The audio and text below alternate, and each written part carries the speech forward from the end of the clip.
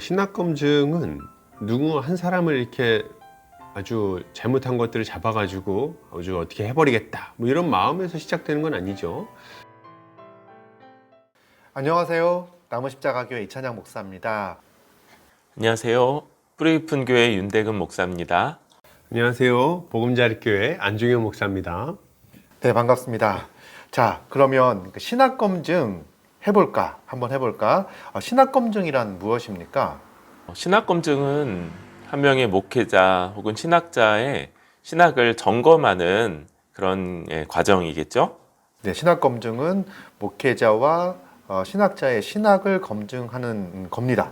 그러면 신학검증이 과연 필요한가? 필요합니까, 신학검증이?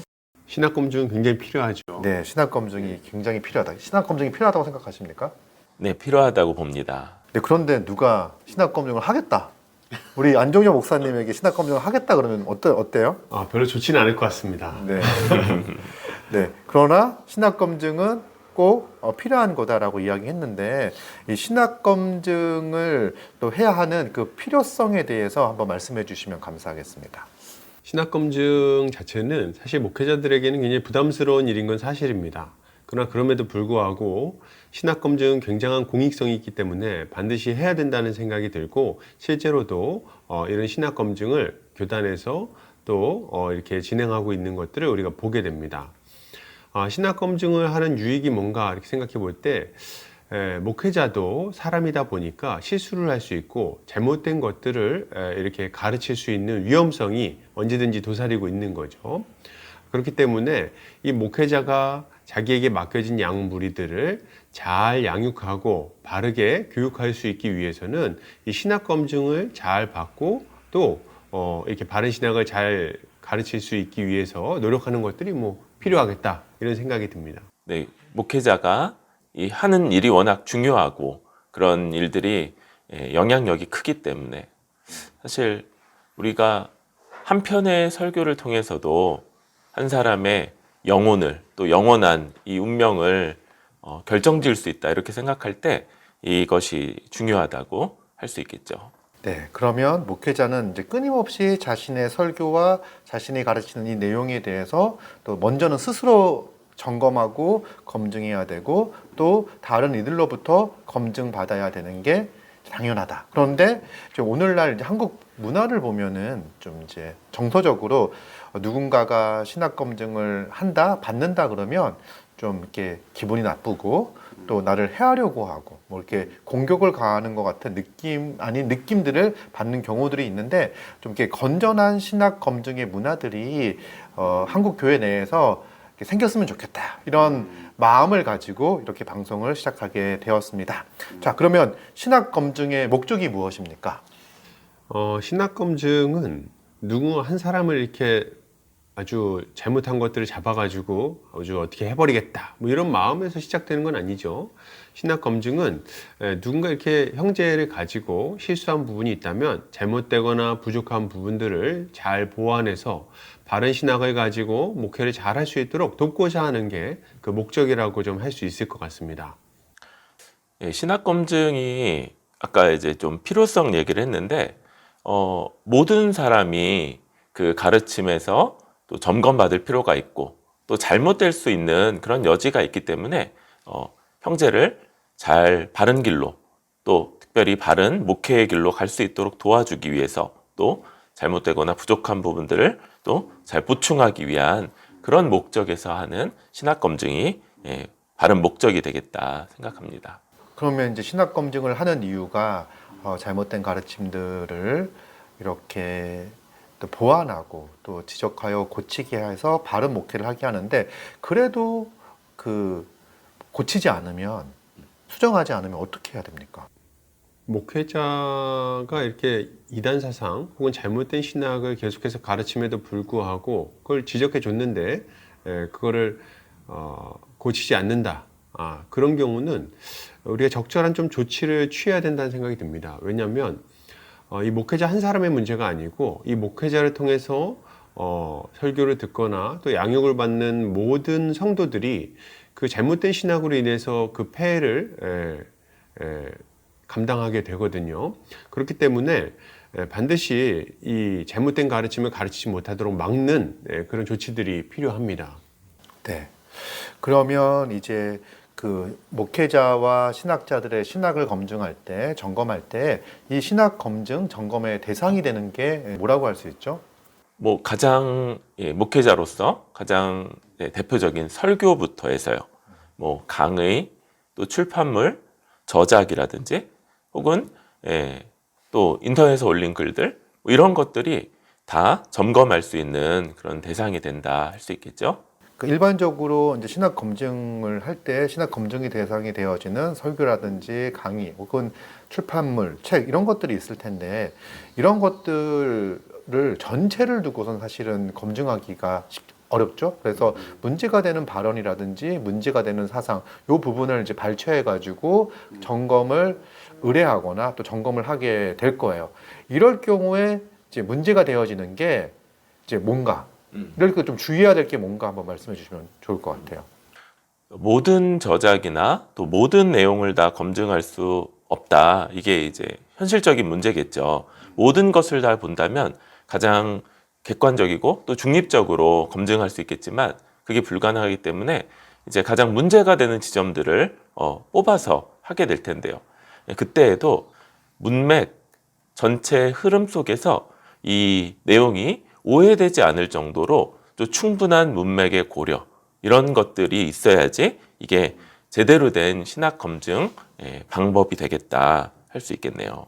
그래서 일부 발췌를 했을 때 이 발췌한 내용들이 이렇게 조합이 되어져 가지고 새로운 재가공이 되거나 또 새로운 내용들을 담게 하는 경우들이 있을 수 있죠. 그래서 이런 부분들을 이렇게 주의해서 이제 신학 검증의 대상으로 삼아야 되지 않을까 이런 생각들을 합니다. 그러면 이제 신학 검증을 할 때 신학 검증의 방법에 대해서 이야기를 이제 해봐야 될 것 같은데요. 이럴 때 먼저는 신학 검증의 기준이 되어지는 뭐 잣대가 되어지는 것이 뭔지 누군가 검증을 하는데 이 기준과 잣대가 분명하지 않으면 안 되잖아요. 예. 일단 우리가 신학을 검증한다 이렇게 얘기할 때 그럼 뭘로 검증할 건데 이게 너무나 자연스러운 질문인 것 같아요. 그래서 우리가 두 가지 정도 크게 좀 생각을 해볼 수 있을 것 같습니다. 첫 번째는 우리 모든 기독교회가 공히 믿고 있는 공통된 신앙 요소들이 있어요. 그 교리가 있다는 거죠. 그래서 예를 들면 사도신경이라든지 뭐 이런 것들이 있을 수 있겠죠. 그래서 이런 어떤 공이 인정되는 교리들을 벗어나지 않는가, 이게 첫 번째 기준이 될 것 같고, 두 번째는 각각의 교단이 있습니다. 목회자는 모두 교단에 소속되어서 그 교단 신학을 기초로 목회를 진행하게 되는데, 이 교단 신학에 적절하게 지금 이 가르침이 진행되고 있는가, 이런 것들을 점검해 볼 수 있을 것 같아요. 잘 얘기해 주신 것 같고요.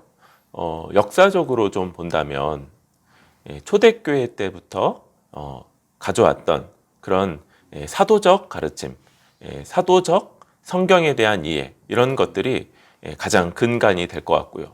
또 이것이 여러 공의회들을 통해서 아주 논쟁 속에서 구체적인 그런 보편적인 그런 신학교로 나타났을 때 이런 것들이 또 점검의 대상이 될 거고요.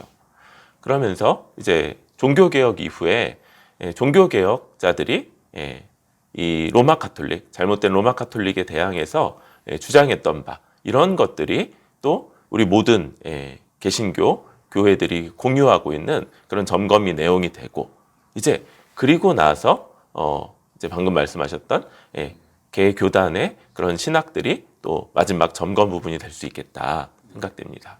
네. 그런데 이제 신학 검증과 이단성 판단은 좀 그 괴를 같이 하면서 또 어느 정도 차이는 있을 것 같아요. 예를 들어서 이제 질문인데 교단 신학과 다르다고 해가지고 이제 이단이라고 할 수 있는가? 여기 이제 질문을 갖게 됩니다. 의문을 갖게 됩니다. 그렇죠. 일단 우리 이제 한국에만 해도 교단이 여러 개가 있고 이렇게 여러 교단들이 조금씩 다른 신학을 전개하고 있는데, 우리 교단 신학에 아주 엄밀하게 부합하지 않는다고 해서 어떤 목회자의 가르침이나 이런 것들을 이단이다 이렇게 말하는 거는 좀 위험할 수 있다는 생각이 듭니다. 그렇게는 보통 하지 않고요. 다만 기독교회들이 모든 교회들이 공히 인정하는 주요한 교리들이 있어요. 예를 들면 이신칭의 교리, 그러니까 믿음으로 말미암아 의롭다함을 얻는다. 이런 교리들 같은 경우는 이제 이걸 부정하게 되면 그러면 이제 이단이라고 말할 수 있겠죠. 그러나 어떤 교단 신학의 어떤 세부적인 요인에 있어서 약간의 차이가 있다고 해서 그걸 이단성이 있다 이렇게까지 말하지는 않습니다. 조금 덧붙여 본다면요.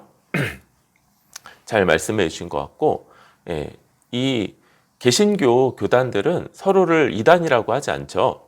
비록 세부적인 교리들이 조금 다른 면이 있을지라도 그 교리들이 성경 해석에 정당한 해석에 범주 안에 들어있는가, 요것을 인정하기 때문에 이단이라고 보지 않고 형제로 보고요. 그러나 뭐가 더 주의 뜻에 가깝냐, 이런 것들은 그 가운데서도 논의도 가능하다 이렇게 생각이 되지만 그건 이단과는 다른 거다. 그러니까 신학 검증을 할 때 교단에서 하는 신학 검증과 또 그 개신교회 내 전체에서 또 다루는 신학의 문제가 다를 수 있겠다. 검증의 내용이 다를 수 있겠고, 기독교, 개신교 특별히 종교 개혁 이후에 주창했던 이신칭의 복음이라든지 이런 부분들에서 부정하는 거에 대해서 또 이단이라고 말할 수 있는 거, 이게 사실은 좀 개신교 내에서 이루어지고 있는 그 신학 검증 가운데 이상성 판단 여부인 것 같아요. 또 물론 지금도 개신교 내에서 그 뭐 예수 그리스도의 신성을 부정한다든지, 뭐 인성만을 인정한다든지, 또 인성을 부정하고 신성만을 인정한다든지, 삼위일체를 부정한다든지 이렇게 할 때 이제 이단이라고 규정을 하죠. 요거는 초기에 그 공의회 때 확정되어졌던 그 기본 신학의 근간으로 해가지고 그렇게 이제 합니다. 그럴 때 이거는 이제 잣대 기준에 대해서 이야기했는데 그럴 때 어떤 방식으로 신학 검증을 해야 될까? 방법이면서 자세겠는데요. 말씀드렸던 것처럼 이 한 사람을 뭐 흠을 잡아서 그 사람에게 해를 가하고자 하는 목적으로 하는 것들이 아주 좀 적절하지 않죠. 사람을 그의 부족함을 잘 보충해 주어서 온전케 하고자 하는 이런 목적으로 이 신학 검증을 해야 된다. 그런 자세를 좀 말씀드리고요. 저는 좀 약간 첨언하고 싶은 거는 약간 침소봉대하면 안 되겠다. 약간 이런 생각이 들어요. 그래서 조그만 말실수라든지 뭐 약간 좀 애매모호한 문장이라든지 이런 걸 가지고 어떤 사람이 어떤 신학 사상을 너무 극단적으로 밀어붙여서 이렇게 이단이다 혹은 뭐 이렇게 잘못되었다 뭐 이렇게 말하는 거는 약간 좀 우리가 조심해야 되겠다. 예전에 그 괴베이스인가요? 누가 그런 얘기 했죠. 나한테 한 문장만 달라. 이렇게 얘기했던 그 말인지 생각이 나는데, 우리도 사실은 설교를 하고 저희도 다 목회자고 설교를 하기 때문에 설교를 하다 보면은 농담도 하기도 하고 어떨 때는 말이 조금 잘못 나오는 경우들도 있을 수 있거든요. 이럴 때 이제 그런 거 한 문장을 딱 따가지고 야 이거 어떻게 이렇게 말할 수 있는가 해버리면은 사실 굉장히 곤란한 경우가 발생하게 될 거예요. 그렇기 때문에 우리가 점검할 때는 특정 어떤 문제가 되는 발언이 있다 할지라도 그 전후 문맥을 아까 이제 말씀해 주셨지만 잘 살펴보고, 그리고 그 특별히 말한 것도 굉장히 좀 우리가 잘 살펴봐야겠지만 그의 기본적인 뭐 이렇게 강의 어떤 문서라든지 혹은 뭐 이렇게 설교문이라든지 이런 게 만약 있다면 그런 어떤 문서로 된 것들을 통해서 잘 점검해 보는 게 오히려 좀 안전하겠다 이런 생각이 좀 듭니다. 사실은 목회자가 말을 실수하지 않는 게 중요하고, 어떤 실수한 부분들이 있다면 또 바로 잡는 거, 이것 또한 필요합니다. 그럴 때 사실은 이제 말 실수 한 번을 한 걸 가지고선, 혹은 잘못된 표현을 한 번 한 걸 가지고선, 혹은 설령 그렇게 믿고 이야기를 했다고 이제 하더라도 이런 신학 검증을 통해 가지고 이렇게 그 문제를 지적하고 이제 본인이 이제 누가 저에게 이런 부분들에 대해서는 잘못됐습니다라고 이야기를 할 때 그 실수를 인정하고 즉각적으로 철회한다면 이 문제를 더 이상 문제 삼지 않는 거죠. 이게 이제 신학 검증의 방식이다라고 하는 거. 그래서 그리고 이제 보통 교회들이 가지고 있는 그 헌법을 보게 되면은요, 면직 사유 가운데에 이단성 여부를 따집니다. 이제 그런데 그때에도 목회자가 가지고 있는 좀 이렇게 부족한 지식이라든지 이런 걸 가지고서 이단성이 있다라고 판단하지 못한다라고 이야기를 합니다. 그래서 왜냐하면 부족한 부분들에 물론 우리가 모든 것을 완벽하게 다 알고 목회를 하면 좋을 텐데 그러지 못하는 게 우리가 가지고 있는 좀 이 연약 신학성의 문제이잖아요. 그럴 때 우리의 부족한 부분들에 대해서 언제든 듣고 보강하고 보완하는 것, 이런 자세들이 필요하지 않을까 생각이 듭니다. 좋네요. 좋아요. 그리고 이제 앞으로의 과제가 뭐가 있을까요? 앞으로의 과제는 제 생각에는 이제 이런 것들을 좀 일반적으로 우리가 쉽게 받아들일 수 있는 좀 문화가 됐으면 좋겠고, 너무 공격적인 문화가 아니라 스스로의 신학을 잘 점검하고 개인 교회가 잘못된 길로 나가지 않도록 아주 자연스럽게 이루어지는 이런 일이 되었으면 좋겠다, 이런 생각이 듭니다. 아마 저희가 이제 처음에 이런 것들을 좀 다루기 시작하면 아무래도 유명한 목사님들이 좀 많이 좀 언급이 될 수 있겠지요. 그러나 유명한 목사님들뿐만 아니라 우리 여러 동료 목회자들이 각자 서로의 것들을 좀 살펴보고 이렇게 좀 점검할 수 있는 그런 일들이 많이 이루어졌으면 좋겠다. 사실 지금 한국 교회는 정말 개교의 중심이거든요. 그래서 뭐 교단 신학도 있고 뭐 이렇게 하지만 목회자가 뭐라고 말하는지를 알 수 없을 뿐만 아니라 별로 책임도 잘 안 진다는 생각이 좀 들어요. 그래서 서로 이런 것들을 잘 점검해주고 좀 바른 신학을 전개하면서 목회를 할 수 있도록 서로 돕는 것은 굉장히 좀 우리가 앞으로 힘써야 되는 일이다, 이런 생각이 듭니다. 그러면서도 이제 저희가 이제 실제로 이런 것들을 해가고자 할 때 이제 저희 안에도 부족함이 있고, 또 그래서 더 많이 이제 공부도 하고, 그래서 이렇게 누군가의 신학을 점검한다 할 때 나는 완벽한 사람으로, 그래서 그러니까 나에게 맞지 않는 것들을 그렇게 하는 게 아니라 우리가 서로를 보충해가는 이런 방식으로 이 일이 잘 이루어지면 좋겠다 생각이 듭니다. 방금 우리가 이제 신학 검증을 할 때 주의해야 될 거라든지 조심해야 될 것들, 이런 부분들 있잖아요. 또 아까 우리 안종료 목사님께서 말씀하신 것처럼 침소봉대 하지 말아야 된다라고 이야기했는데, 정작 우리가 다른 사람의 그 신학들을 점검하고 할 때 나랑 친하면 조금 큰 잘못을 해도 넘어가지는데, 기분 나쁜 사람이 무슨 말을 하게 되면은 약간 그 문자나 문건 하나를 가지고 와가지고 막 이렇게 공격할 수 있거든요. 그럴 위험성들이 있죠. 그쵸. 안용용 목사님이 제일 잘할 것 같아. 그걸 내가 봤을 때는, 아니, 저희 외모를 보세요. 부드럽지 않습니까? 네, 부드럽죠. 네, 부드럽습니다. 그래서 우리가 이런 부분들에 대해서 사실은 이제 우리가 당할 때는 이제 아픈데, 또 다른 사람들에게 행할 때에도 이제 그런 실수들을 할 수 있지 않을까? 이런 생각들을 좀 주의하면서 저희가 앞으로 계획은 그렇습니다. 그래서 그 한국교회에 있는 좀 이렇게 우리가 도움을 받을 수 있고, 또 이렇게 훌륭하신 목사님들의 설교들도 들으면서 또 배울 점들과 또 이렇게 부족한 부분들을 이렇게 이야기하고 지적할 수 있는 것들까지도 지금 기획을 머릿속으로 하고 있는데, 이런 부분들을 할 때도 이렇게 우리가 완벽해서가 아니라 또 우리도 그런 것들을 통해서 배워가고 또 부족한 부분들을 더 보완하고 이런 과정들을 이제 거치려고 합니다. 신학 검증 한번 해볼까? 첫 번째 순서 여기서 마치도록 하겠습니다. 감사합니다. 감사합니다. 감사합니다. 감사합니다.